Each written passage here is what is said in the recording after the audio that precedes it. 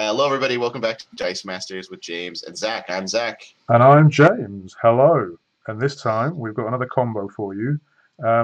We've decided to do a few combo videos because while I was preparing for Euro Nats, I had a few teams on the go which had some sort of interesting global explosion combos.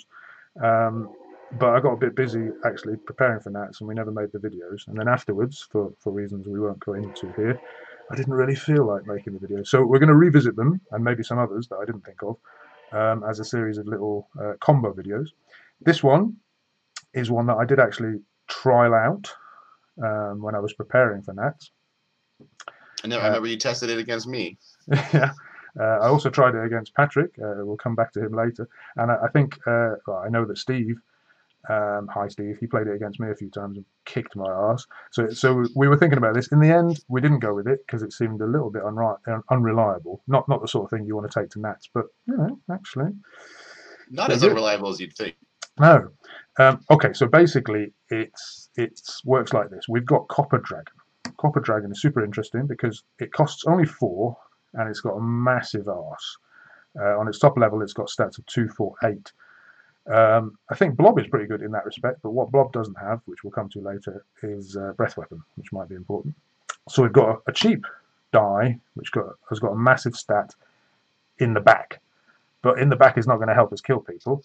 So we might need Ant-Man Global, which says pay a fist, switch the attack and defense values of one of your characters.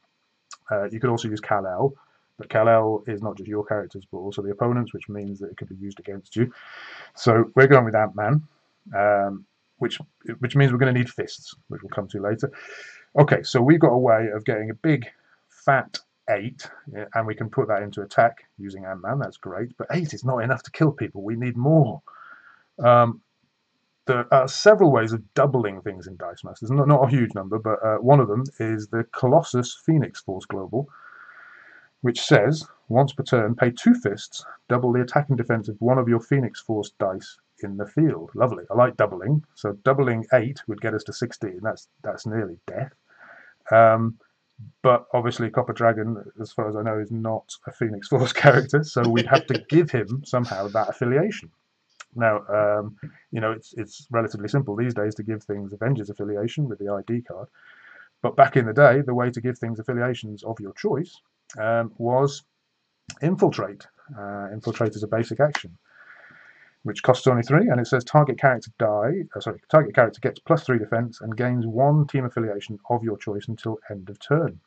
Well, that's a double whammy because we can give our already massive defense a 3 boost before we switch it, and we can give the Copper Dragon the Phoenix Force affiliation which it needs for us to use Colossus Global on it. So what we can go do from 8 to 11 defense. Yep, and then we flip it.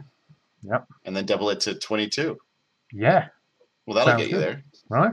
That'll, as long as they've got nothing in the field, which is a big ask. You've got lethal right there, and if they have got something in the field, what Copper Dragon has, which is something like Blob, which also has a massive arse, does not have, is Breath Weapon. It's got Breath Weapon 1, which is affordable. And so if they've only got tiddlers in the field like sidekicks, you can get rid of them and you can get it through. Okay, but all that sounds great, James, but this sounds like it's going to take a lot of setup and it'll take you forever to get to it. Well, that's where you're wrong.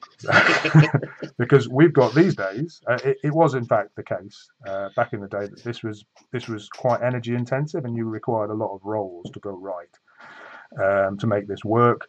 And of course, if they had something in the field which you couldn't clear away with Breath Weapon, you'd need some other way of getting it through, like Overcrush or something. But these days we can speed up the whole process with Ring of Winter, which says move each dragon character die in your use pile to the field zone at level 3. So if we just take this from the beginning, right, let's say we go first, which means we only get 3 dice, right? All right. Okay. Obviously, we're going to need this combo is old enough that you would have had 4, but yeah these days you're going to need Professor X to get enough dice to do what you want to do. Okay. So what we're going to do is buy a Ring of Winter and keep a mask for Professor X. Then on our opponent's turn, we'll use Professor X once, So we'll get 2 dice across, and we'll be rolling 6 dice next turn. Okay, so this is my turn 2. You've had 1 Sure. turn so far. Yeah. Then we're going to buy Infiltrate, because we know that we can get our dragon in the field later with Ring of Winter. So to make that a bit cheaper and to do 1 damage to our opponent, we can use Red Dragon Global. So there's a bolt for that. Okay, and in fact, you know what? Okay, so I'll pay a bolt for Red Dragon Global, which says once per turn, pay bolt. When you purchase your next action die this turn, it costs 2 less, minimum 1, and you deal 1 damage to your opponent. So you're on how much, Zack? What's your life? Well, I'm at 19 now. When I buy this die, you'll be on 19, and I'll pay just 1 for it because it costs 2 less. Right. Then we're going to assume I'm going to have all masks, which of course in reality I won't.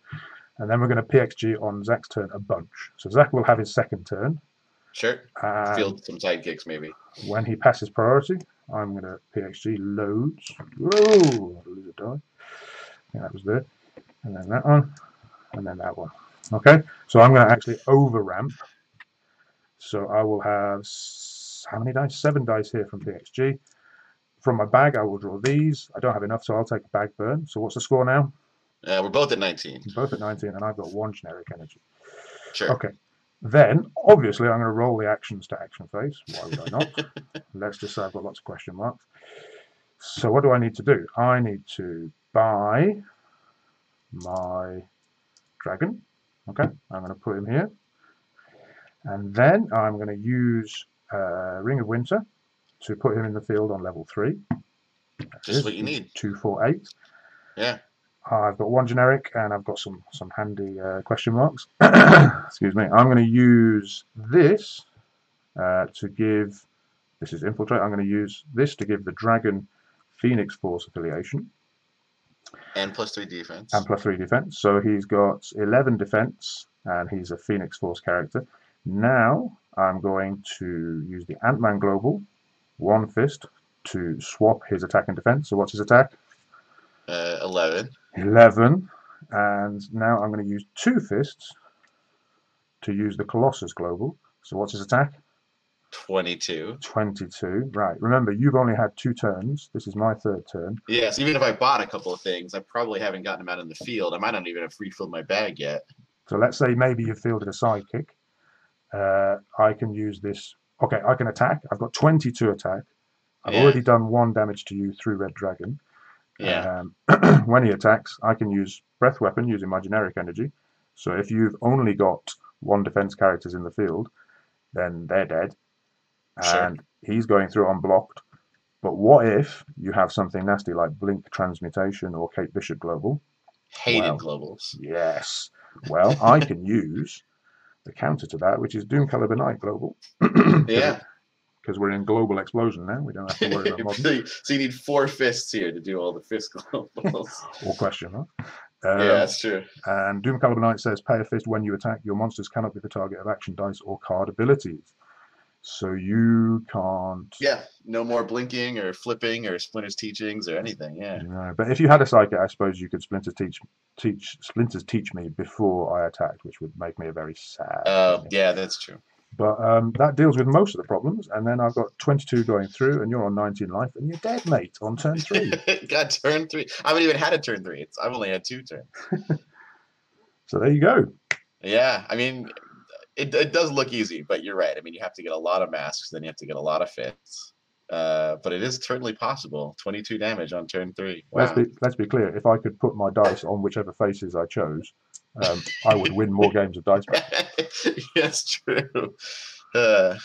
Originally, this featured Wolverine. I think he was a big boy back in the day.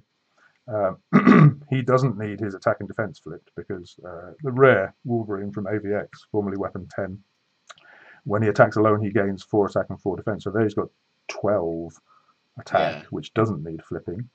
You just give him 24 if you could give him the infiltrate affiliation. Yeah, but he doesn't have breath weapon, obviously. Yeah. And these days, obviously, you can't use him with Ring of Winter.